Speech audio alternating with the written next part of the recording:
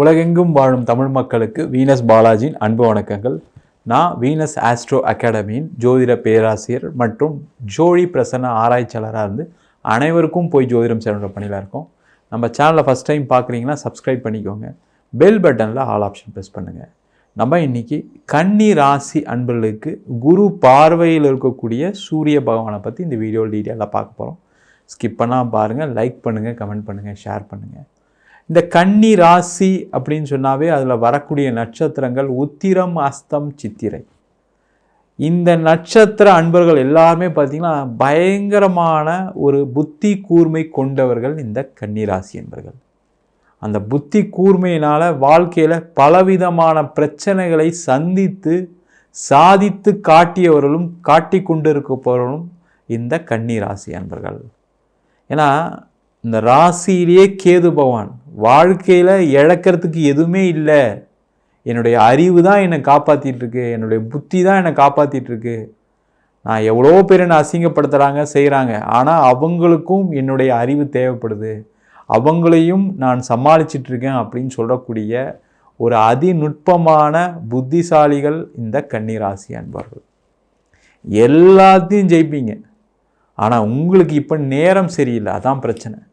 இந்த நேரம் சரியில்லாதனால எல்லாத்தையும் அப்படியே அமைதியாக கேட்டுட்ருக்கீங்க. யாரெல்லாம் கத்துறீங்களோ கத்துங்க, யாரெல்லாம் ஏமாத்துறீங்களோ ஏமாத்துங்க, யாரெல்லாம் அவமானப்படுத்துங்களோ அவமானப்படுத்துங்க, எனக்கும் ஒரு நேரம் வரும், அந்த நேரத்தில் உங்களெல்லாம் பார்த்துக்கிறேன்டா அப்படின்னு நினைக்கக்கூடியவர்கள் இந்த கன்னிராசி என்பது. ஏன்னா அந்தளவுக்கு ஒரு அவமானங்களை சந்தித்த காலமாக கடந்த ஒரு வருஷம் நீங்கள் எல்லாருமே கடந்த நவம்பர் மாதம் 2023 இப்போ வரைக்கும் பலவிதமான பிரச்சனைகளை சந்திச்சிட்ருக்கீங்க. அந்த மாதிரி பிரச்சனைகள் இருக்குன்னா கமெண்ட் பண்ணுங்கள். இப்போ நம்ம என்னென்ன பிரச்சனைகள்னு சொல்ல போகிறோம் அதெல்லாமே உங்களுக்கு நடந்திருக்கும்.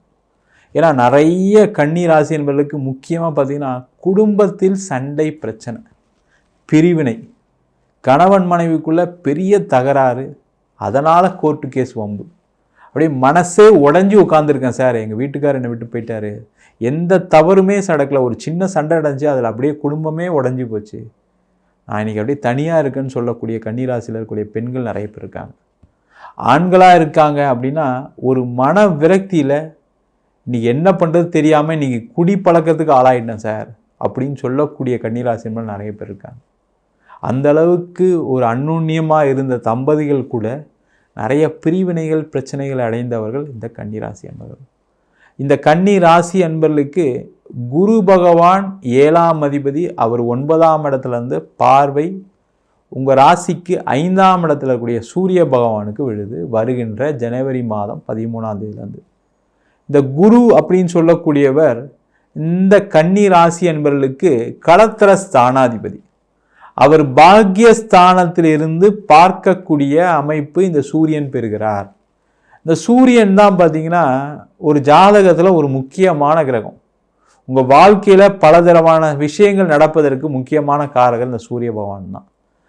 அது மாதிரி இருக்கக்கூடிய சூரிய பகவான் பெறக்கூடிய அந்த குருவுடைய பார்வையினால் கன்னி ராசியில் இருக்கக்கூடியவர்களுக்கு திருமணம் சம்பந்தமான பிரச்சனைகள், அது எவ்வளோ பெரிய பிரச்சனையாக இருந்தாலும் சரி, பிரிஞ்சே இருக்கீங்க, சேரவே முடியாதுன்னு நினச்சிட்டாங்க அப்படின்னு நினச்சா கூட அவங்கெல்லாம் இந்த மாதம் ஜனவரி 13ஆம் தேதிக்கு அப்புறம் போய் பேசுனீங்கன்னா ஒன்று சேரக்கூடிய ஒரு அற்புதமான அமைப்பு. ஏன்னா அந்தளவுக்கு மனைவினால் கணவனால் வருத்தத்தோடு இருக்கீங்க, நான் எந்த தப்பும் செய்யலை, நான் எவ்வளோ வேணால் மன்னிப்பு கேட்க தயாராக இருக்கேன், ஆனால் அவங்க ஒத்துக்க மாட்டுறாங்கன்னு சொல்லக்கூடிய ஒரு நிலையில் இருப்பீங்க.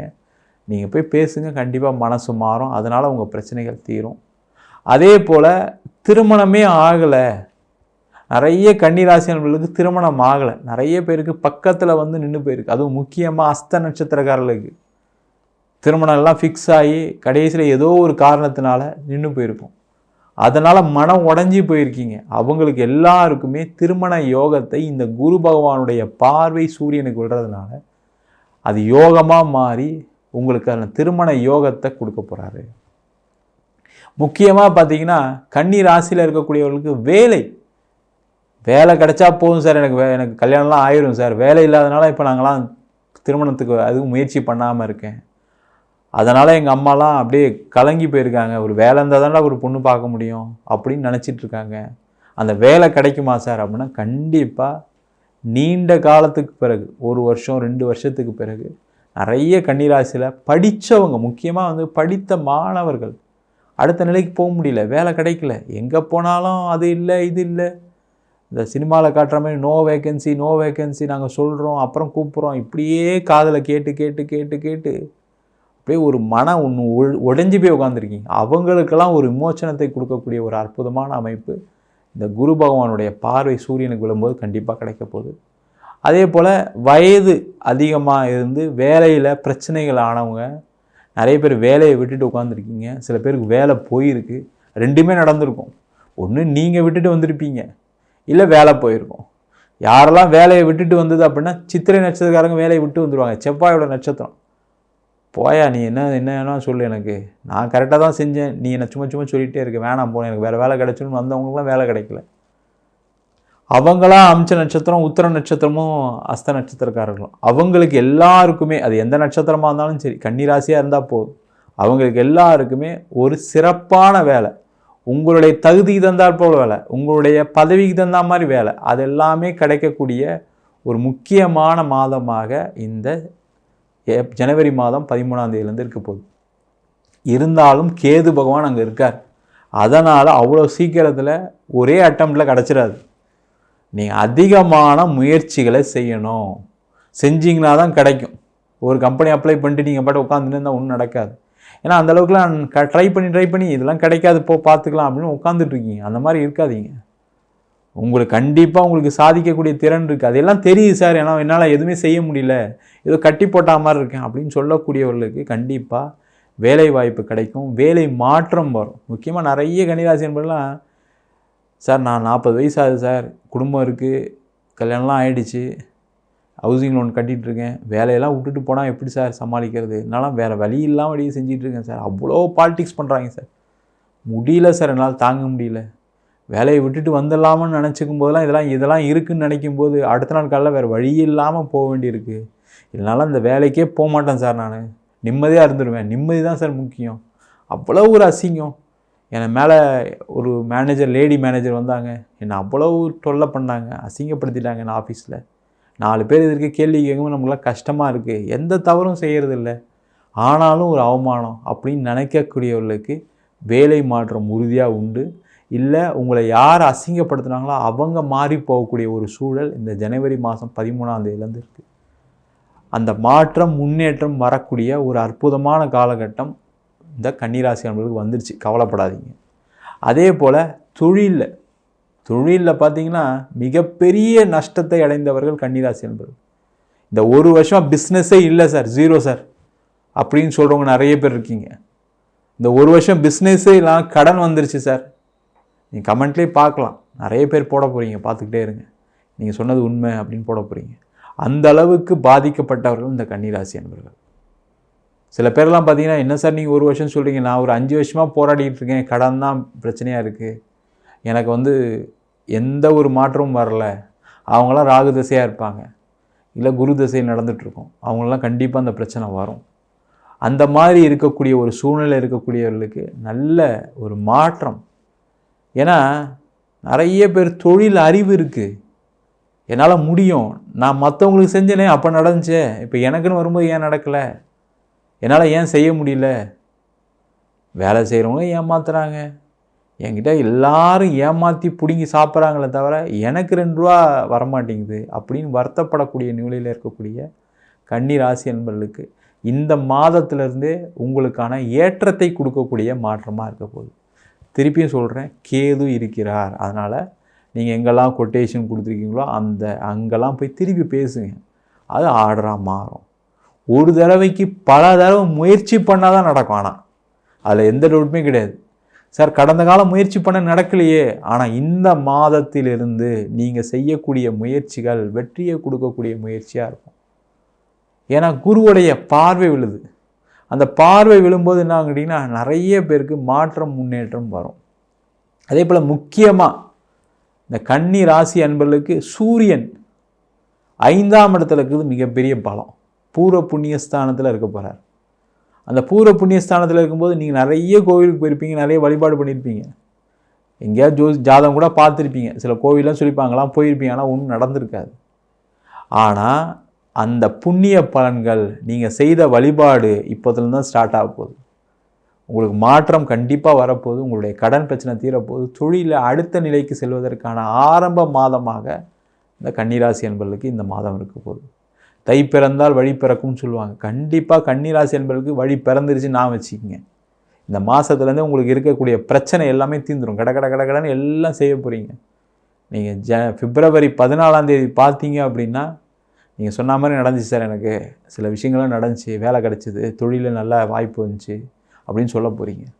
நிறைய இந்த கன்னிராசி என்பர்களுக்கு இடம் சம்பந்தமான பிரச்சனை நிறைய பேர் மாட்டிக்கிட்டீங்க. வீடு வண்டி வாகனம் சம்மந்தமான கடனில் நிறைய பேர் மாட்டிக்கிட்டீங்க.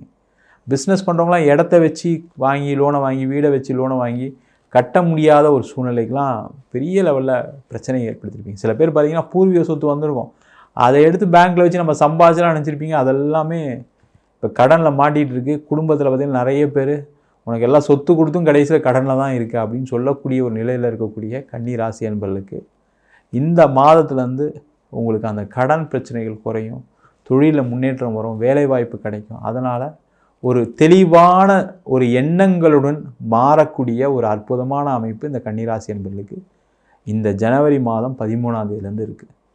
முக்கியமாக பார்த்திங்கன்னா நம்ம சொல்கிறது எல்லாமே கோச்சாரங்கள் தான்.